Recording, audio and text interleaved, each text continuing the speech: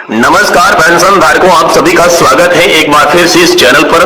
दोस्तों, पेंशन धारकों के लिए आज की प्रमुख बड़ी खबरों को लेकर हम इस वीडियो में हाजिर हो चुके हैं, जिसमें दोस्तों ईपीएस 95 पेंशन धारकों को ईपीएफओ के द्वारा एक नया टेबल जारी करके उन सभी की पेंशन वितरण के बारे में बता दिया है, जिसके बारे में संपूर्ण जानकारी यहाँ पर आप सभी को देने वाले हैं। साथ ही साथ जो पेंशन बढ़ोतरी की तारीख थी वो जारी होने के बाद पेंशन आपके बैंक खाते में कब से आना शुरू हो जाएगी, इसके बारे में भी इस वीडियो के अंदर संपूर्ण जानकारी बताएंगे।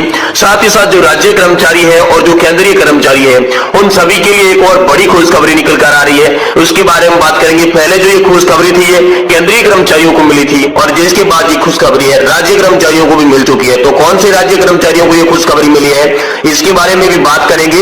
इसलिए दोस्तों आपसे निवेदन है कि अगर आप पेंशन धारक है, ईपीएस 95 पेंशन धारक है, राज्य कर्मचारी या फिर सरकारी कर्मचारी है, तो दोस्तों आपसे निवेदन रहेगा कि आज की इस वीडियो को आप लास्ट तक देखें, जिससे मैं आपको दोस्तों इस वीडियो के अंदर पूरी जानकारी पेंशन से रिलेटेड जितनी भी आज की प्रमुख बड़ी खबरें हैं, आप सभी के लिए क्या खुशखबरी है, क्या निर्णय, क्या फैसले आप सभी के लिए हुए हैं, इसके बारे में एक एक करके पूरी जानकारी विस्तार से बताऊंगा। इसलिए दोस्तों आपसे निवेदन है कि आज के इस वीडियो को आप पूरा जरूर देखें और इससे पहले दोस्तों आप चैनल पर नए तो चैनल को सब्सक्राइब कर दें और वीडियो को लाइक कर दें।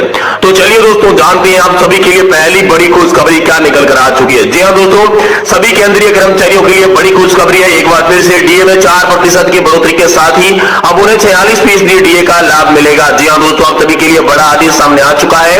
पेंशनर्स का डीआर और डीए यहाँ पर कर्मचारियों का जो डीए है दोस्तों उसमें 4% की बढ़ोतरी की गई है। एआईसीपीआई इंडेक्स आंकड़ों में वृद्धि के कारण ये बढ़ोतरी हुई है और इसमें पेंशन की बजट की जो खास सूचना है वो भी जारी कर दी जा चुकी है।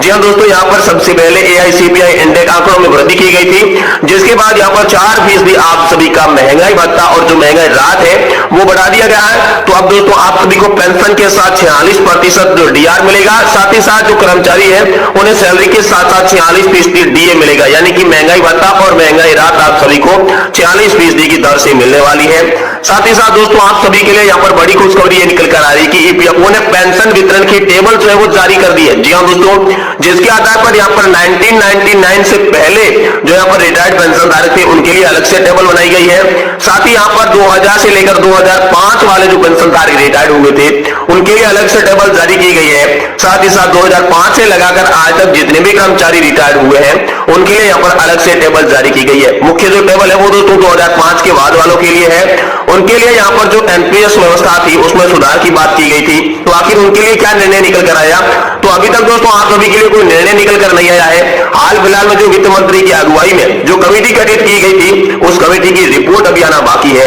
कमेटी अभी तक सर्च कर रही है, रिसर्च कर रही है, क्या क्या खामियां इस पेंशन सिस्टम में है वो दूर करने की कोशिश कर रही है, इसके बारे में आंकड़े जुटा रही है। जैसे इस कमेटी के आंकड़े पूरे हो जाते हैं, कमेटी अपनी रिपोर्ट पेश करती है, तो जल्दी केंद्रीय कर्मचारी, राज्य कर्मचारी, पेंशन धारकों को इसके बारे में खुशखबरी देखने को मिल सकती है। ऐसा यहाँ पर अपडेट आप सभी के लिए निकलकर सामने आ चुका है। साथ ही साथ दोस्तों आप सभी के लिए यहाँ पर बड़ी खबर यह है कि 2024 के चुनाव से पहले आप सभी के लिए ओपीएस का मुद्दा बड़ा बन चुका है। जी हाँ दोस्तों, पेंशन धारकों के लिए यहाँ पर पुरानी पेंशन का मुद्दा बड़ा बन चुका है। इस मुद्दे को लेकर लगातार अलग अलग डिबेट में अंदर बात चल रही है, संसद के अंदर बात चल रही है। अलग अलग टीवी चैनल्स जो है, टीवी शोज जो है वो ये लगातार पुरानी पेंशन का मुद्दा उठा रहे हैं। लेकिन जो दिल्ली में इतना बड़ा प्रदर्शन हुआ उस प्रदर्शन के अंदर कोई भी यहाँ पर जो मीडिया के कर्मी है वो नहीं आए थे। तो ये पेंशन धारकों के साथ धोखा हुआ था और उसी में पेंशन धारकों ने यहाँ पर मीडिया चैनल्स का भी विरोध किया था, जिनमें उन्होंने मीडिया चैनल्स के कुछ खास एंकरों का विरोध भी किया था और उन्होंने कहा था कि ये जो गोदी मीडिया है ये बाकी सारी खबरें कवर कर लेती है, लेकिन जो पेंशन धारक देश के यहाँ पर लाखों की संख्या में इकट्ठे हुए थे उनका यहाँ पर कोई हालचाल नहीं लिया गया, उनके बारे में कोई खबर तक नहीं दिखाई गई। जिसके बाद ठीक है छोटे मोटे चैनल्स ने यहाँ पर कवर करने की कोशिश की, लेकिन जब बात बीत चुकी थी तो फिर बताने का क्या फायदा होता है, ऐसा यहाँ पर पेंशन धारकों ने कहा था। क्योंकि पेंशन धारक इतनी संख्या में वहां पर गए थे लेकिन कोई नेशनल चैनल का मीडिया को कर्मी, कोई रिपोर्टर वहां पर उनका हालचाल जानने नहीं गया और न ही किसी नेता ने उन्हें होल दिया। नेता लगातार आश्वासन देते रहे, लेकिन यहाँ पर जो रामलीला मैदान के अंदर विशाल धरना प्रदर्शन के साथ रैली जो की गई थी उस रैली का असर अब ये हुआ है कि दोस्तों आम लोकसभा चुनाव 2024 से पहले पहले आप सभी के लिए बड़ी खुशखबरी निकल कर आ सकती है। क्योंकि यहाँ पर कर्मचारियों ने खुला ऐलान कर दिया है कि अगर लोकसभा चुनाव 2024 से पहले पहले पेंशन धारकों की तमाम मांगे मंजूर नहीं की गई थी तो पेंशन धारक एक बार फिर से देश में बड़ा आंदोलन के साथ साथ 2024 के चुनाव में सरकार को मुंह तोड़ जवाब देने के लिए तैयार रहेंगे। पेंशन धारकों की थीम मुख्य यही है कि जो पेंशन का काम करेगा वही देश में राज करेगा। इस थीम को लेकर पेंशन धारक लगातार इसी थीम के आधार पर यहाँ पर एनएससी राष्ट्रीय संघर्ष समिति हो गई या फिर अलग अलग संगठन हो गए, जो कि कमांडर अशोक जी रावत है, साथ ही साथ विजय जी बंगू है, अलग अलग नेता संगठन यहाँ पर प्रतिपक्ष के नेता है कुछ, तो लगातार पेंशन धारकों की जो आवाज उठा रहे हैं उनका एक ही कहना है, वो यही बताते हैं कि अगर पेंशन धारकों की मांग 2024 के चुनाव से पहले मंजूर नहीं की गई थी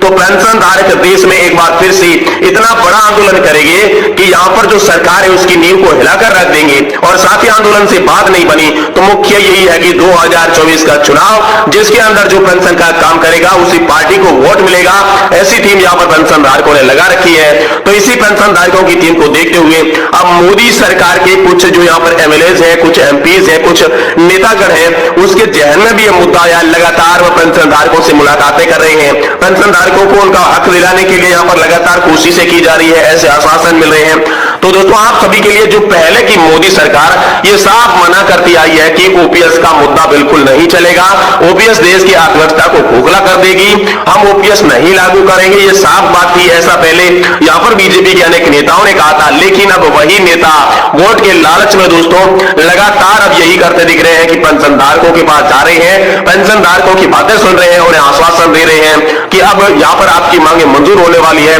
तो वही मोदी सरकार जो कि पहले की थी, जो साफ मना करती थी कि पेंशन लागू नहीं करेंगे, ओपीएस लागू नहीं करेंगे, लेकिन चुनाव को नजदीक देखते हुए अब ओपीएस के मुद्दे पर यही सामने बोलने लग गए हैं। तो दोस्तों इससे आपको एक सबक मिल सकता है, आपको एक बड़ी अच्छी खबर भी मिल सकती है। इसके साथ साथ अच्छी खबर यह मिल सकती है कि चुनाव के कारण ही मोदी सरकार आपकी पेंशन मंजूर करेगी।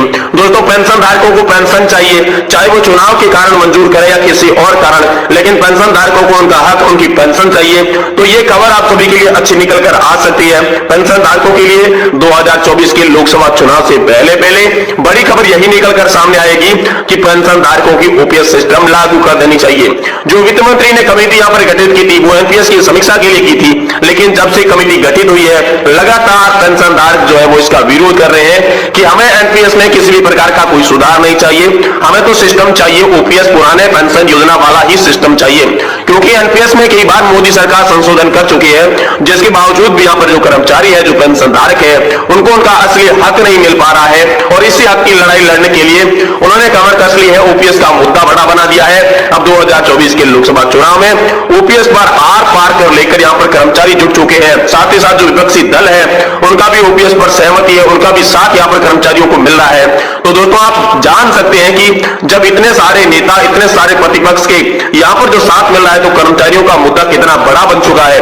अब जल्दी से जल्दी आपको इसके बारे में खुशखबरी देखने को मिल सकती है, लेकिन हाल फिलहाल में जो मोदी सरकार है उसने ऐसा कोई आदेश जारी नहीं किया है।